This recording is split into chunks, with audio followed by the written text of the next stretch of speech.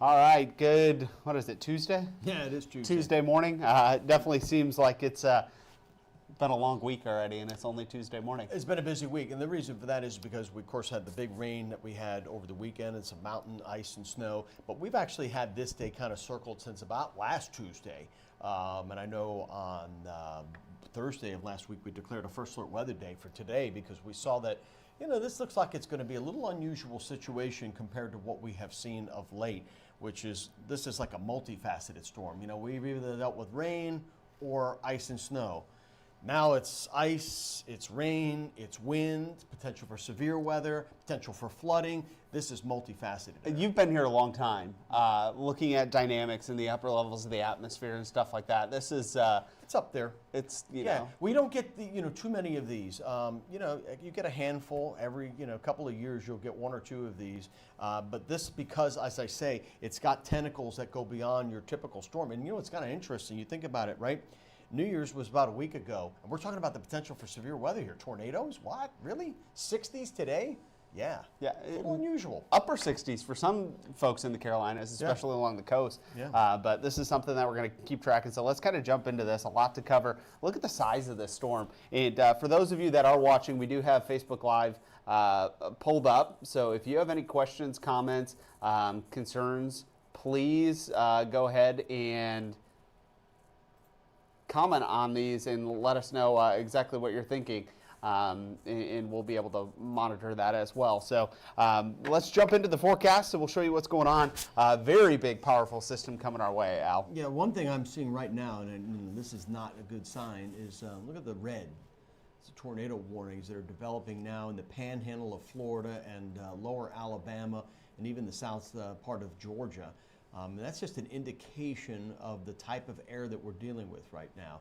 Very warm, very moist, very buoyant. There's almost a tropical connection to this because the source of the air, yes, there's some that's coming off of the Atlantic, but really by and large, most of the rain that's falling now it's moisture that's being transported from the Gulf of Mexico. And so this is a concern. Look at all this that's happening in that area, and there goes that's now a tornado watch that extends almost to the western suburbs of Jacksonville, Florida.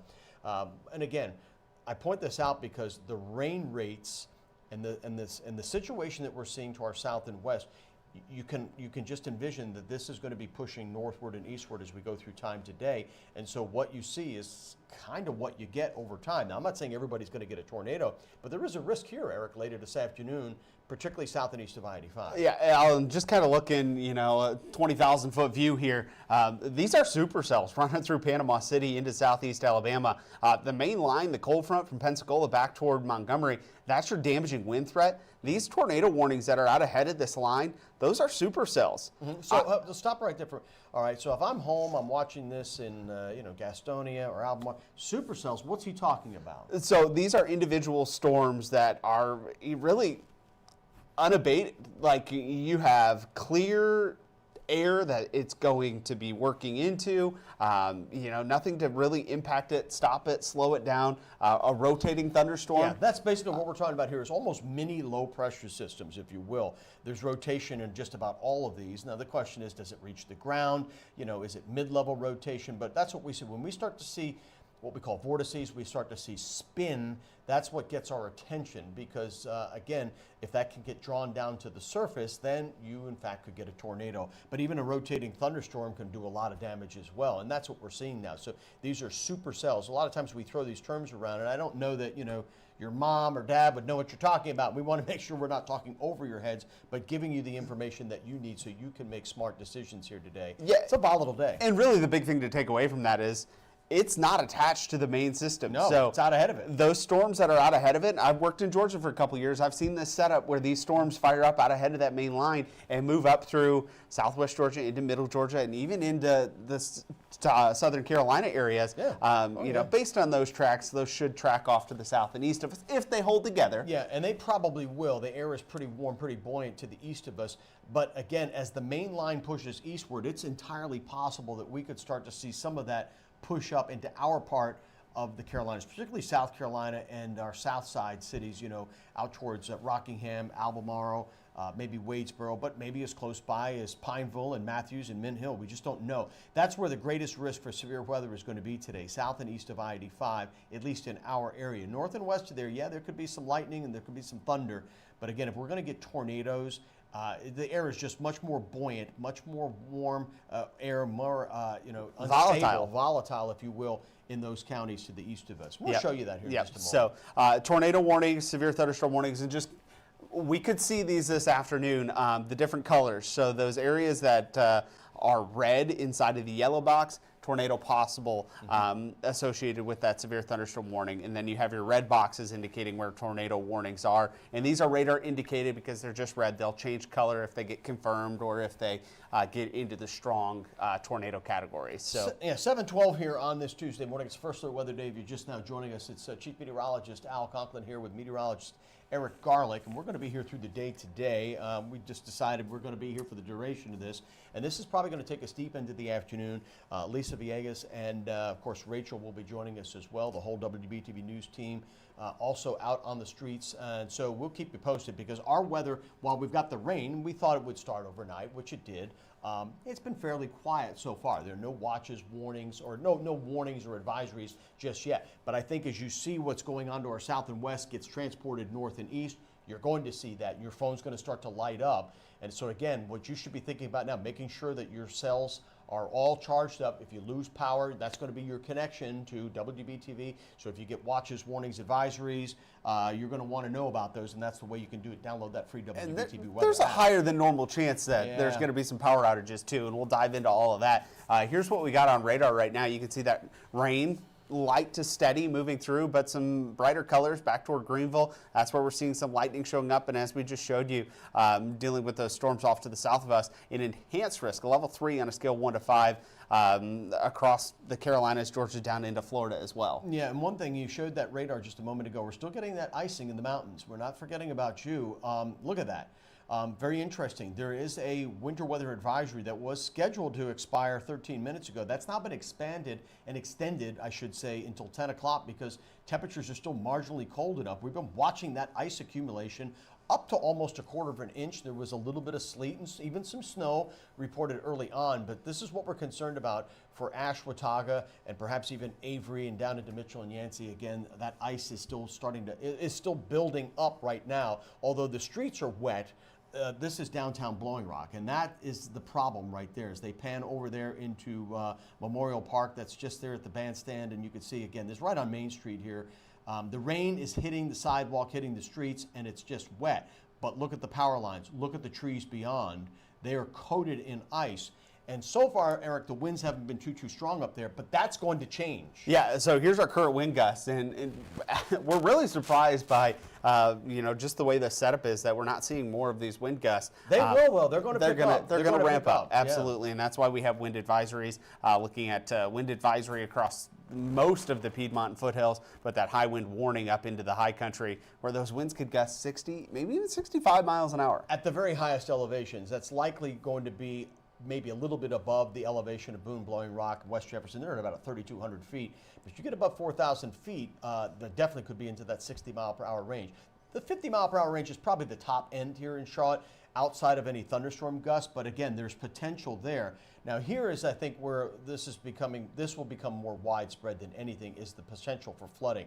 Our entire viewing area, all 22 counties, are under flood watch right now, and all the counties that we even have marginal viewership, such as Cherokee, South Carolina, and Wilkes, and the ground is wet. We've had over 10 inches of rain since Thanksgiving, and so now we're going to throw another 1, 2, maybe as much as 4 inches of rain on top of that, and that rain has nowhere to go. It's going to run off. And especially looking at the way the winds are set up for the topography to impact and influence the rainfall amounts and things like that. This is a very unique setup. It's just kind of coming together in the perfect aspect to produce some very heavy rainfall rates, and that's what we're watching.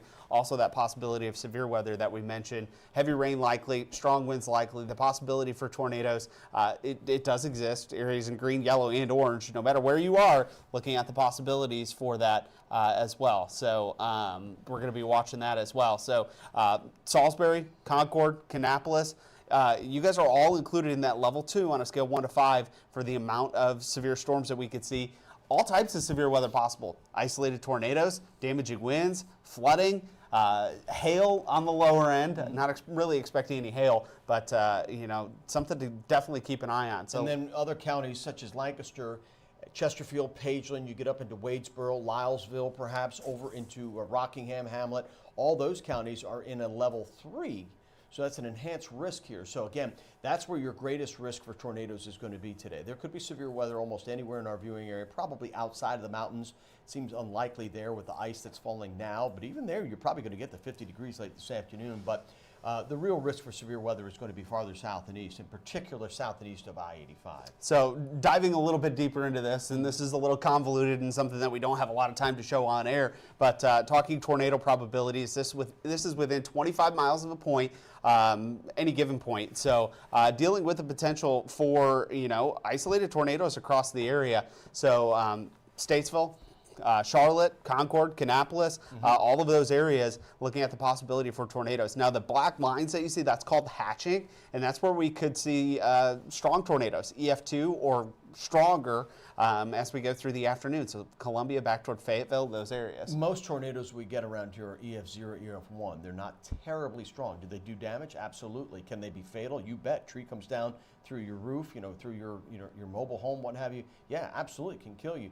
But these are, the concern here is that there's so much wind energy that if this is the big if still, even today, how much of that wind energy can really be tapped because it's overcast, it's already raining, it's been raining since before the sun came up. And so, again, the question is, do we get any instability? This isn't like summer or spring, where it's going to be sunny, and then bam, all of a sudden we get, this big outbreak of thunderstorms. It's raining all day from the get-go, and we're bringing in a line of showers and building thunderstorms that are going to meet up with more buoyant, warmer air to the east of us, and sort of Charlotte's right on the cusp of that and points southward and eastward, are just in a better environment for this. And so that's what the concern is. And the thing that could overcome the lack of instability is the wind dynamics of the storm. And that is why alone is just off the charts right now. If we can tap into any of that wind as we head into the afternoon and evening. Now, I know you got a cut-in coming up on WBTV. If we don't finish this, you can do that. And I'll do that. I'll hang up. But wind probabilities, the hatched, greater than 73 miles per hour. So 74 miles an hour or greater in the areas in that black hatching possible. And that is very, very strong wind. Well, you mentioned, I took a look at the jet stream, say at about, 5,000 feet. So it was a mile above our heads. It's about 75 miles per hour. So if you're in the mountain counties, you're already at that, in those highest elevation. It will not take much to bring some of that down to the surface. So let's just say you bring half of that down.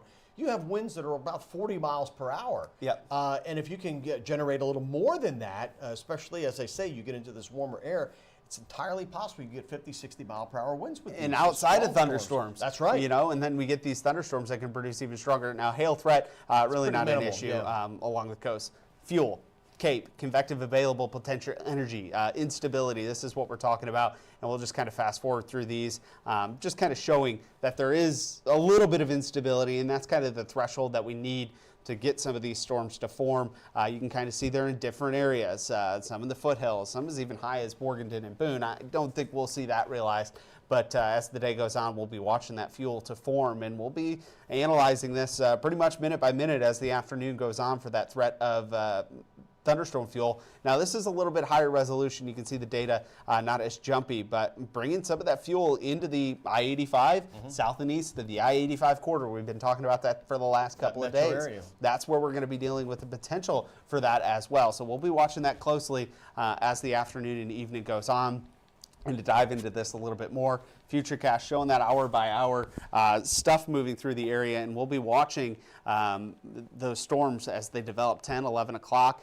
Showing a little bit of a line starting to form off to the west, moving toward I-77 as we head toward I-85. And Al, you're going to jump off. I'm going to jump off. I've got to go over to WBTV. And so, Eric, you close them out. And we'll be giving you further updates as we go through the morning. So, again, make sure you download that WBTV weather app and stay on top of the situation. Thanks, Al. Appreciate that. Yeah, we're going to keep a close eye on this. Of course, we are going to bring you all of the information wherever we can, TV, on air, online, on our app, whatever it is. We'll have a way to get you that information. But there's that line moving through 1, 2 o'clock as we head through the afternoon, 4, 5 o'clock kind of pushing through the area, and then eventually moving out of the region as we head into the evening. And of course, all of us, the WBTV First Alert Weather Team, will be there monitoring this situation. So Richmond County, highest chances for severe weather in our area will be in those areas, and that does include the threat for a tornado. So we'll be watching that closely as well. As those storms move out, again, this is one model. This is our in-house model, and that moves out, and then we see some snow possible on the backside of this up into the high country for tomorrow. So talking about significant tornado parameters. So this is another tool that we kind of use and watch, looking at the possibility for those storms to fire up in this area, producing some tornadoes. And you can see a little bit of color in the Charlotte area along and south of I-85. We'll hear us say that a lot today with the probability of severe weather being a little higher in those areas. So that's one model that we look at for significant tornado parameter. This is another model. So we'll show you this one showing that line of storms developing Asheville, Greenville, Morganton, noon, 1 o'clock, and then pushing through the area as we head through the afternoon, and then quieting down. Let's talk about the significant parameter for the model that I just showed. You can see that color, again, approaching the I-85 corridor, I-85 in south and east. Best chances of seeing severe weather pushing through the area. Highest chance is going to be along the coast, Myrtle Beach, Wilmington, and those areas. So let's take a look at our rain chances for today. Really going to see those staying pretty high, kind of a washout the next what time is it? 7:22. So until 2, 3 o'clock before we see that starting to let up a little bit in the Piedmont. As far as wind gusts go, winds outside of some severe weather, looking at gusts 40, 45, 50 miles per hour possible. Monroe, this model picking up at a gust of 50 miles an hour in Monroe, 51 in Lincolnton by noon. And then those winds staying pretty strong until that line moves through, and even lingering into the evening and overnight period, those winds gusting 20 to 30 miles per hour. So kind of summing this all up for us, what we can expect First Alert Weather Day for today: rainfall 2 to 3 inches, wind gusting over 40 miles an hour outside of those thunderstorms. Severe storms will be possible.